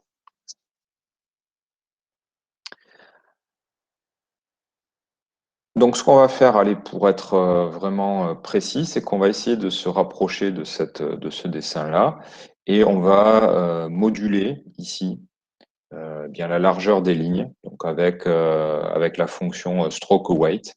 Donc on va pouvoir la positionner ici, juste avant le dessin des lignes. Donc on va dire ici, allez, stroke weight. Donc ça, pareil, ça pourrait faire partie des paramètres qu'on a en tête de fichier. Et on va essayer, allez, stroke weight de 5, par exemple. Donc ça indique que nos lignes, au lieu d'avoir 1 pixel d'épaisseur, elles vont avoir 5 pixels d'épaisseur. Donc c'est pas mal. On va essayer peut-être un peu plus épais. il y a un peu trop là. Bon, je vais rester à 5. Donc là, vous voyez qu'on a des bouts qui sont arrondis. Je ne sais pas si vous voyez bien sur mon écran. Alors que là, on a des bouts qui sont plutôt voilà, des sections. Donc ça, il y a une fonction. Alors, j'espère qu'elle marche dans le processing, qui s'appelle stroke cap. Stroke cap, c'est une fonction qui indique en fait quel doit être le type justement de les extrémités de ligne quand celles-ci ont des épaisseurs qui deviennent supérieures à un certain seuil. Et stroke cap, par défaut, c'est positionné à un bout arrondi. Et on va pouvoir lui passer, alors je pense que c'est ce mot-clé, voilà, stroke cap square. Là, voilà, on va être sur des. Alors, vous voyez qu'il y a des petits problèmes aux jonctions qui sont pas très heureuses d'ailleurs. Donc là, vous voyez que les terminaisons des lignes épaisses se fait avec voilà, une coupure franche. Je vais essayer, parce que ça existe dans ce mot-clé-là. Ça n'existe pas. Donc c'est square ou donc la valeur par défaut. Donc là, c'est pas forcément très heureux. Je crois que c'est par défaut, c'est la valeur voilà, round. Donc c'est un petit peu mieux comme ça. Donc là, vous voyez qu'on n'a pas, sur les jonctions, là, il y a une jonction qui est parfaite. Donc ce qu'on n'arrive pas à faire simplement, donc je pense qu'il y aurait des petits calculs pour juste à chaque fois voilà, faire que ça coïncide. Bon, en tout cas, on peut le laisser pour l'instant, on peut le laisser comme ça. D'accord? Alors, c'est 10h17. On va terminer ce cours. Voilà, j'avais pas prévu de vous faire voir. J'ai peut-être été un peu plus rapide que ce que j'avais prévu. Donc, peut-être, est-ce que vous avez des questions sur cette boucle for, ou est-ce que vous voulez que, tiens, je vais d'ailleurs sauvegarder ça. Bah, de mon côté, il me dit, quand j'ai mis Y égale J fois D, donc je t'ai perdu à ce moment-là, il m'a mis J is not defined, alors que j'ai clairement mis le for let J égale 0, etc. D'accord. Alors, est-ce que tu peux me passer dans le chat ton sketch que je regarde? Alors, est-ce que tu as bien mis les points virgules ici et le let? Oui, oui, parce que là, cette Ouais, fonction-là, elle est bonne, en fait. Cette d'accord, fonction-là, elle est bonne. C'est quand j'ai mis Y égale J fois D que ça marche pas, en fait. Et c'était d'accord. vraiment à partir de là que j'étais perdu. Ah mince. Ah ben il faut pas hésiter à m'interrompre, hein. Et est-ce que tu as mis ça, let, tu as déclaré les variables ici? Oui, j'ai mis let X, Y, donc Ouais, on peut d'accord. l'entendre. J'ai pas mis les points virgules après, mais ça change rien. Oui, ça c'est pas très grave. Et let R, ouais, j'ai tout mis.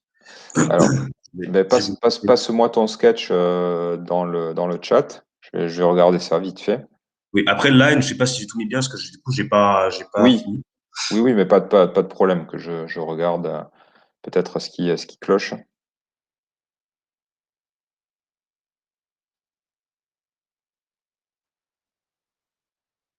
Hop, éditeur, donc là c'est là. Eh bien, il n'y a pas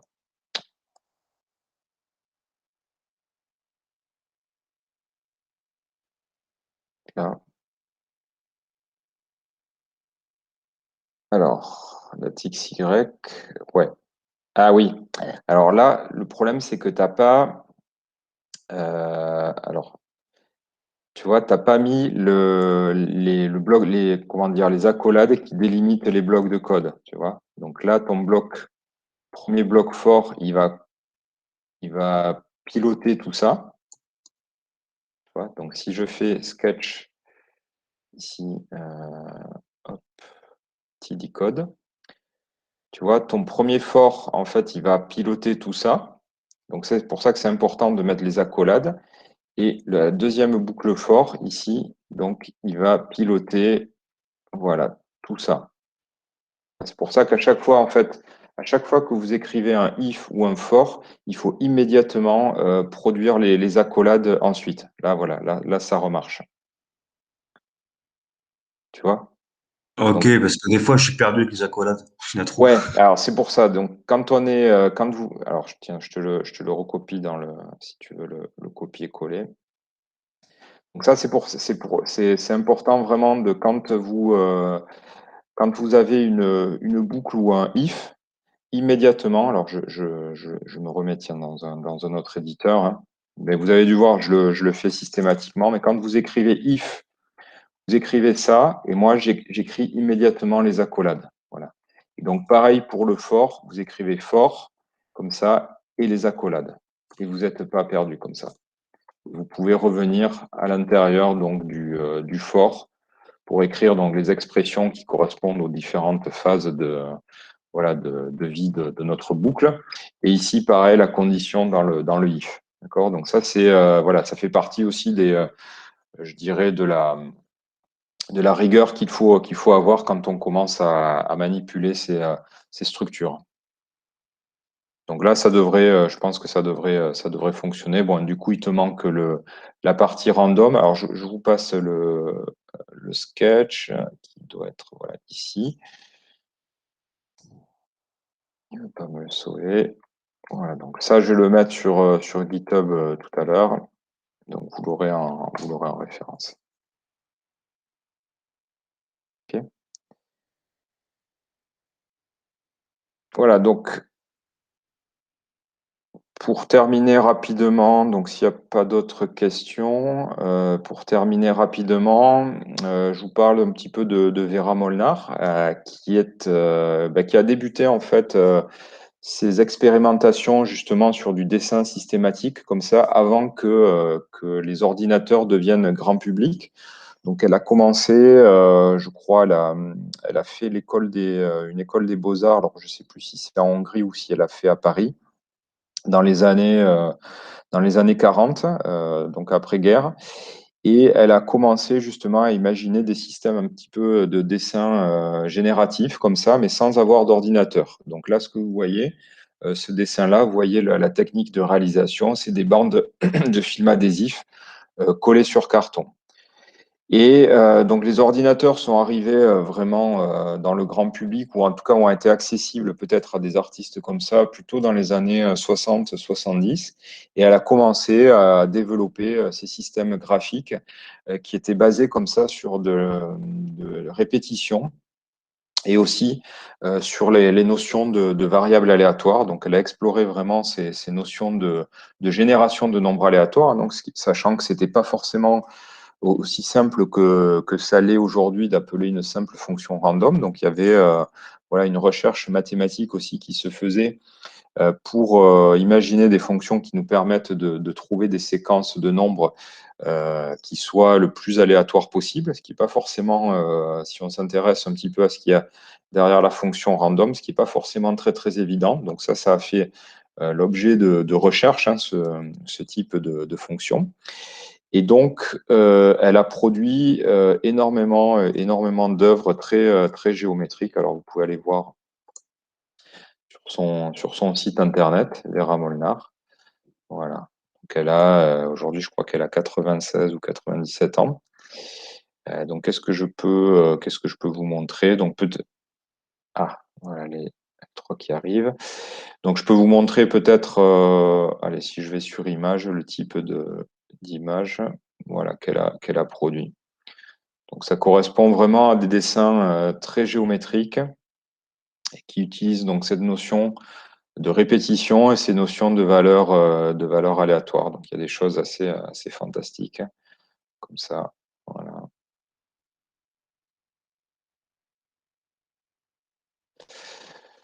Donc, on reverra ça, on reverra cette notion de boucle, de pavage du plan la semaine prochaine. Voilà.